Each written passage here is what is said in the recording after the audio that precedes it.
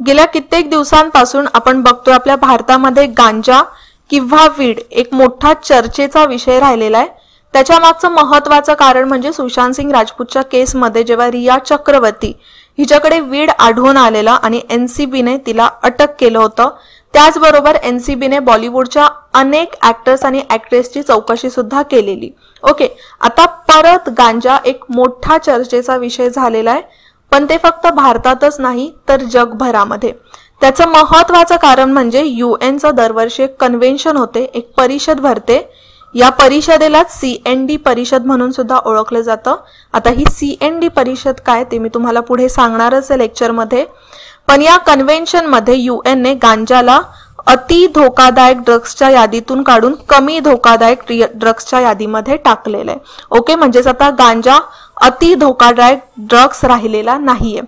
मग आपल्याला पुढे आता बघायला मिळू शकतं की भारतामध्ये जे गांजाचं उत्पादन आहे किंवा गांजाला आपण भांग म्हणून सुद्धा ओळखतो, तर हे जे गांजाचं उत्पादन आहे ते लीगलाइज केलं जाऊ शकतं, कारण की या निर्णयामध्ये किंवा या प्रस्तावाला गांजाला धोकादायक यादीतून काढून टाकण्यासाठी भारताने देखील समर्थन केलेलं आहे। ओके, सो आपल्याला लेक्चरमध्ये भांग बद्दल गांजाबद्दल बरीचशी माहिती घ्यायची आहे।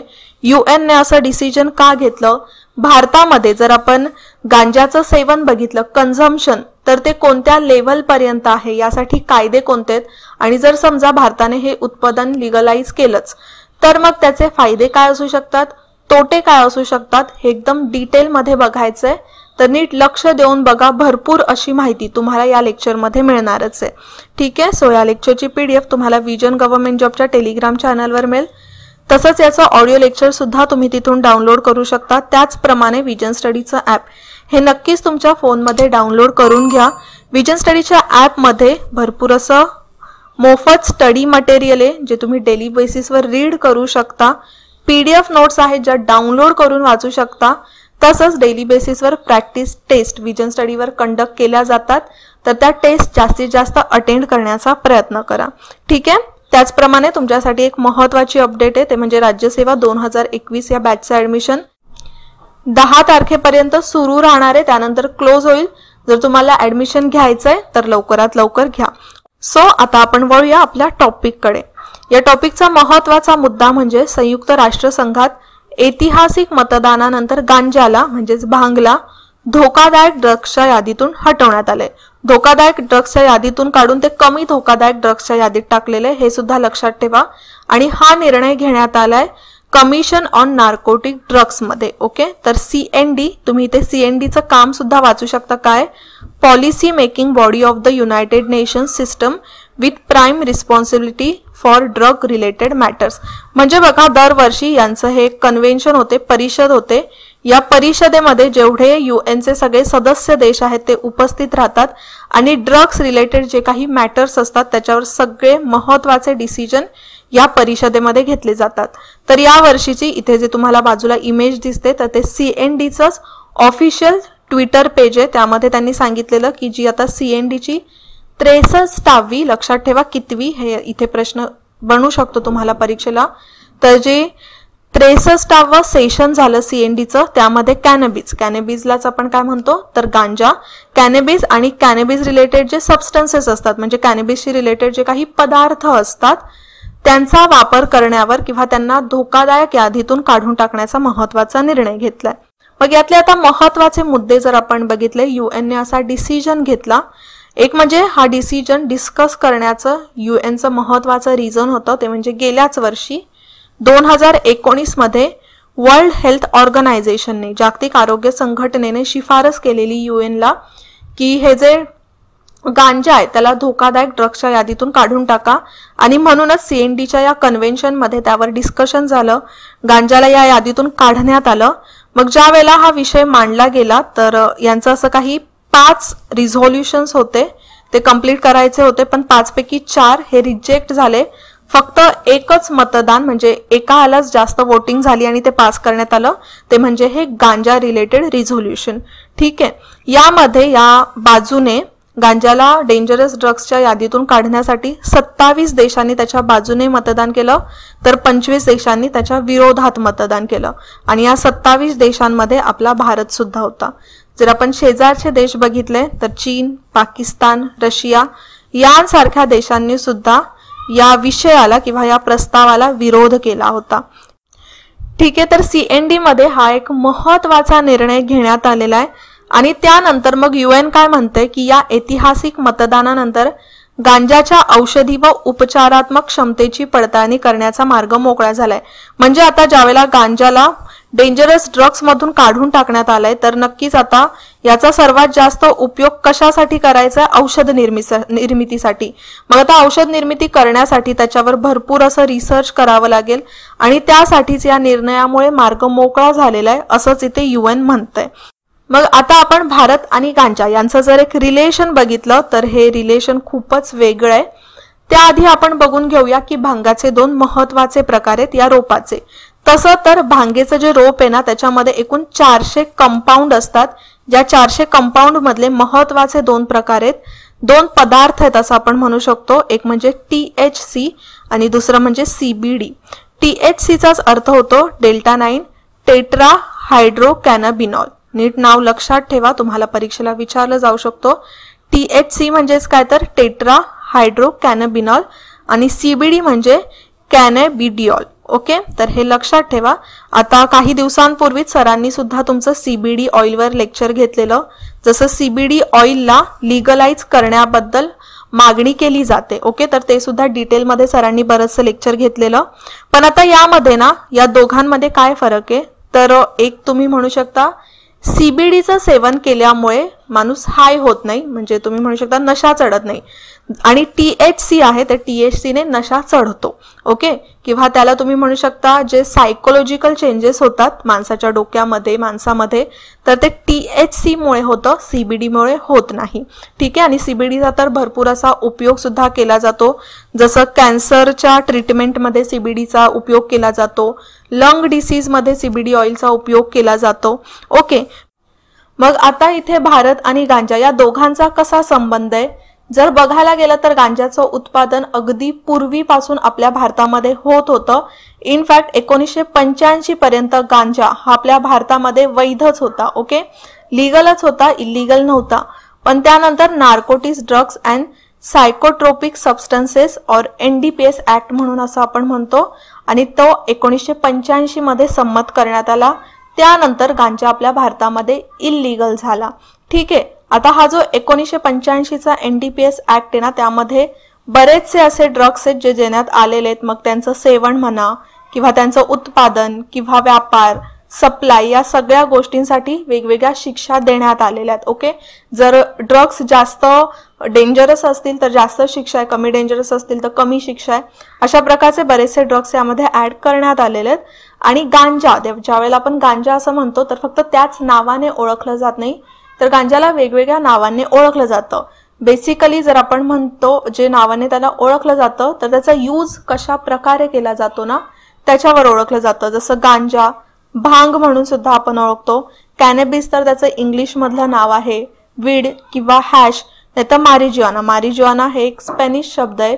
जर तुमच्यापैकी कोणी नार्कोज हा सिरियल बघितला असेल तर त्यामध्ये मारिज्युआना हा शब्द खूप वापरला जात होता. बऱ्याचशा काळापूर्वी म्हणजे 1985च्या आधीच असा कालखंड होता की जो पूर्ण वेस्टर्न भाग आहे आपल्या जगाचा, जसं त्यामध्ये दक्षिण अमेरिका, उत्तर अमेरिका यामध्ये मारिज्युआनाचा एवढा जास्त सप्लाय वाढला होता की अमेरिकेने हा कायदा केला की जो गांजा आहे त्याच्यावर बंदी आणली पाहिजे. आणि मग त्यानंतरच भारताने सुद्धा गांजा या ऍक्टमध्ये टाकलेला. ठीक आहे, आता या सगळ्यांमध्ये ना सर्वात जास्त शिक्षा ह्याच्यासाठी आहे हॅशसाठी किंवा हॅशला चरस म्हणून सुद्धा तुम्ही ओळखत असाल. बाकीच्या ज्या गोष्टी आहेत किंवा बाकीचे जे प्रकार आहेत त्यांना काही कमी शिक्षा आहेत, काही फाईन्स आहेत, पण हॅशसाठी 10 ते 20 वर्ष एखाद्या व्यक्तीला शिक्षा होऊ शकते. ठीक आहे, त्याचप्रमाणे आपण जर भारतामध्ये बघितलं तर याचं सर्वात जास्त consumption mainly UP, Punjab, Sikkim, Chhattisgarh, Delhi या काही राज्यांमध्ये होतं. ठीक आहे, बाकीच्या राज्यांमध्ये पण होतं पण कंपॅरेटिव्हली अदर स्टेट्स या राज्यांमध्ये जास्त होतं. पण भारताचाच जर आपण एक डेटा बघितला, भारतामध्ये हा कायदा तर आहे पण भारताचा एक महत्त्वाचा आपण डेटा बघितला तर 2019 मध्ये भारताचं जे सामाजिक न्याय आणि सशक्तीकरण मंत्रालय, सोशल जस्टिस आणि एम्पॉवरमेंट मंत्रालय, त्यांनी भारतामध्ये 2019चा जो डेटा आहे त्यामध्ये सांगितलेलं की एका वर्षामध्ये भारतात 31 मिलियन लोकांनी गांजा सेवन केलेला आहे. ओके, मग यामध्ये सगळ्या प्रकारचे गांजा आलेले आहेत आणि हे 2018चे आहे. त्यामधले जे 13 मिलियन लोक आहेत त्यांनी वीड किंवा हॅशचा वापर केलेला आहे. ठीक आहे, आणि त्याचप्रमाणे एक महत्त्वाची रिपोर्ट आहे, एक ग्लोबल एजन्सी आहे ABCD. ही एजन्सी तुम्ही म्हणू शकता जे आपण आय थिंक लास्ट लेक्चरमध्येच बघितलेलं UNODC म्हणून. ओके, तर UNODCच्या अंतर्गत ही एक UNची ड्रग्स अँड क्राईम रिलेटेड महत्त्वाची एजन्सी आहे. तर याच्या अंतर्गत ABCD ही एक एजन्सी काम करते. त्या एजन्सीच्या डेटानुसार दिल्ली जगातलं 3रं असं शहर आहे की तिथे सर्वात जास्त गांजाचं सेवन होतं आणि मुंबई 6वं. मग यामध्ये पहिल्या क्रमांकावर कोण आहे तर ते म्हणजे LA, लॉस एंजेलिस पहिल्या क्रमांकाचं शहर आहे, दिल्ली 3ऱ्या क्रमांकाचं शहर आहे आणि मुंबई हे 6व्या क्रमांकाचं शहर आहे जिथे सर्वात जास्त गांजाचं सेवन केलं जातं. ठीक आहे, तर या काही गोष्टी आहेत. हा जो आकडा आहे तो एवढा मोठा आहे. म्हणजे बघा, आपल्या भारतामध्ये एक चांगला ऍक्ट असून, लोकांना शिक्षा होत असून, गांजाचं उत्पादन सेवन करणं हा गुन्हा असून देखील सुद्धा एवढं जास्त सेवन आपल्या भारतामध्ये केलं जातंय. इनफॅक्ट जर तुम्ही इथे म्हणाल ना तर भारतामध्ये तुम्ही कुठेही रोडवर फिरा तिथे तुम्हाला गांजा मिळूनच जाईल. ओके, अशी परिस्थिती आपल्या भारतामध्ये आहे. इनफॅक्ट जे NCBचे एक माजी कमिशनर होते, NCBचे माजी कमिशनर भट्टाचार्य म्हणून, तर जेव्हा त्यांना विचारण्यात आलेलं की गांजा जर लीगलाइज करायचा असेल भारतामध्ये तर काय करावं लागेल, तर त्यांचं स्टेटमेंट नक्कीच खूप इंटरेस्टिंग होतं. त्यांनी फक्त असं स्टेटमेंट केलेलं की जो NDPS कायदा आहे त्या कायद्यामधून फक्त गांजाला काढून टाका, नाहीतरी गांजा असाही भारतामध्ये एकदम इझिली मिळून जातोय. ठीक आहे, पण आता जर गांजा आपल्या भारतामध्ये लीगलाइज केला तर त्याचे फायदे काय होतील आणि तोटे काय होतील या दोन्ही गोष्टी आपल्याला समजून घेणं खूप महत्त्वाचं आहे. मग एक म्हणजे फायद्यांमध्ये तर नक्कीच बरेचसे फायदे होणार आहे. जर वैध करण्यात आला तर जिथे जास्त लीगलाइज, जिथे जास्त लॉज असतात तिथे लॉ ब्रेकर्स पण खूप असतात. मग जर वैध करण्यात आला तर अवैध व्यापार थांबेल आणि अवैध व्यापारामुळे जी गुन्हेगारी वाढली जाते, जे क्राईम्स वाढतात ते थोडेसे दूर होतील. त्याचप्रमाणे जसं आता दारूवर आपल्याकडे टॅक्सेस घेतले जातात, तर एक प्रकारे दारूवर मिळणारं टॅक्स हे खूप मोठं महसुलाचा भागच झालेला आहे राज्य सरकारला. मग त्याचप्रमाणे जर भांगेवर कर लावला तर सरकारचा महसूल वाढेल.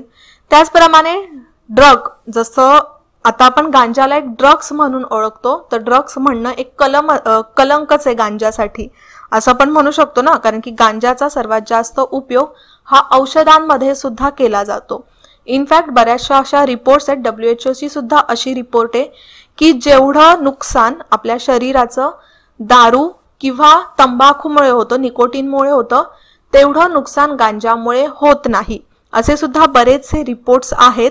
मग त्यामुळेच काय होणार आहे, एक ड्रग्सचा जो कलंक लागलेला आहे गांजावर, आता ड्रग्स आहे त्यामुळे लोक डिस्कशन करत नाही ओपनली, आणि जर समजा गांजाला या यादीतून काढून टाकण्यात आलं, जर लीगल करण्यात आलं तर त्याच्यावर एक चांगल्या प्रकारे डिस्कशन होण्याचा मार्ग मोकळा होईल.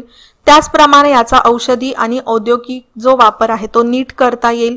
जे स्थानिक उत्पादक आहेत गांजाचे त्यांच्यासाठी रोजगार निर्मिती होईल आणि त्याचप्रमाणे गांजासाठी जे क्वालिटी कंट्रोल कायदे ते चांगले करता येतील, चांगले सक्षम करता येतील. आणि याचा उपयोग जी गांजामध्ये भेसळ होते, आता इल्लीगल आहे त्यामुळे भेसळ किती होते, कशी होते याकडे लक्ष ठेवता येत नाही. मग जर समजा याला एक चांगलं क्वालिटी कंट्रोल मिळालं तर नक्कीच गांजामध्ये जी भेसळ होते ती कमी होईल. पण आता हे जरी आपण फायदे असे आहेत असं म्हणतोय, पण यामध्ये एक्झॅक्टली तसेच तोटे सुद्धा आहेत. कारण की जर लीगलाइज केलं तर नक्कीच लीगल झालं की याचा वापर अजून वाढेल. आणि तसं बघायला गेलं आपण म्हणतोय की अल्कोहोलपेक्षा कमी हार्मफुल आहे, कमी डेंजरस आहे, पण तरी सुद्धा एकदम जोखीम मुक्त तर नाहीये, जोखीम तर आहेच. जर समजा गांजाचं रेग्युलर सेवन केलं ना तर ते लीड्स टू जे बाकीचे ड्रग्स असतात ते. ओके, म्हणजे त्याचं एवढं जास्त सेवन केलं तर बाकीचे ड्रग्स सुद्धा व्यक्ती घ्यायला लागू शकतो.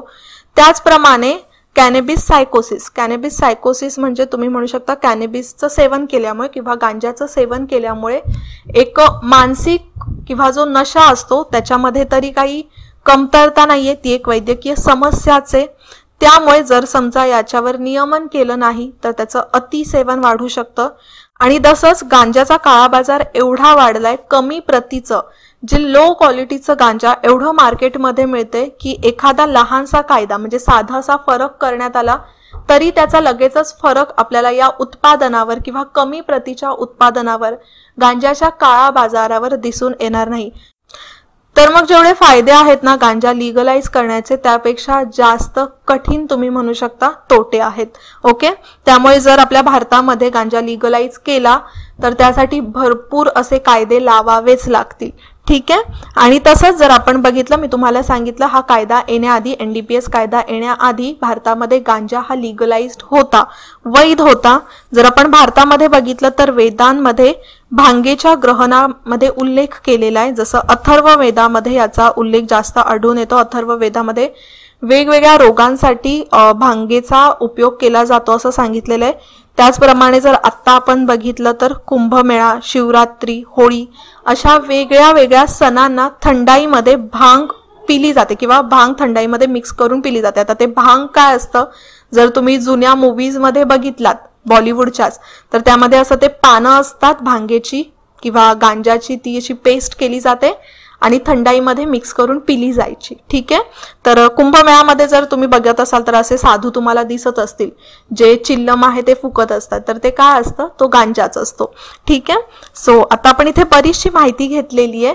पण जरी आत्ता UN असं म्हणते की याला धोकादायक यादीतून काढायचंय, पण या आधी आपण बघितलं तर 50 पेक्षा जास्त देशांमध्ये ऑलरेडी गांजा हा लीगलच आहेत. जसं त्यामध्ये आपण बघितलं तर युरोपियन कंट्री आणि मेनली जे वेस्टर्न कंट्रीज आहेत त्यांनी ऑलरेडी गांजाला लीगलाइज केलेले आहेत. फक्त जर एशियन कंट्रीज तुम्ही बघाल तर इथे हे लीगल नाही आहेत. ठीक आहे. सो आपण या लेक्चरमध्ये बरंचसं आता गांजाबद्दल एकदम डिटेलमध्ये बघितलेलं आहे. तसं तर भरपूर आहे गांजाबद्दल माहिती करण्यासाठी, पण परीक्षेला तुम्हाला विचारलं जाणार नाहीये तेवढं. ठीक आहे. आता हा एक प्रश्न आहे तुम्हाला, त्या प्रश्नावर उत्तर द्या. आपण NCB बद्दल बोललोच आहे आता, आणि इनफॅक्ट आपण या आधी सुद्धा NCB वर एक लेक्चर घेतलेलं आहे. तर या प्रश्नाचं उत्तर मला नक्की द्या. नॅशनल कंट्रोल ब्युरो म्हणजेच NCB खालीलपैकी कोणत्या मंत्रालयाच्या अंतर्गत काम करते? केंद्रीय गृह मंत्रालय, केंद्रीय अन्न प्रक्रिया उद्योग मंत्रालय, केंद्रीय सामाजिक न्याय व सशक्तीकरण मंत्रालय की वरीलपैकी एकही नाही. ओके. सो लेक्चरमध्ये आता आपण इथेच थांबूया. पुन्हा भेटूया नेक्स्ट लेक्चरला. तोपर्यंत जय हिंद, जय महाराष्ट्र आणि थँक्यू.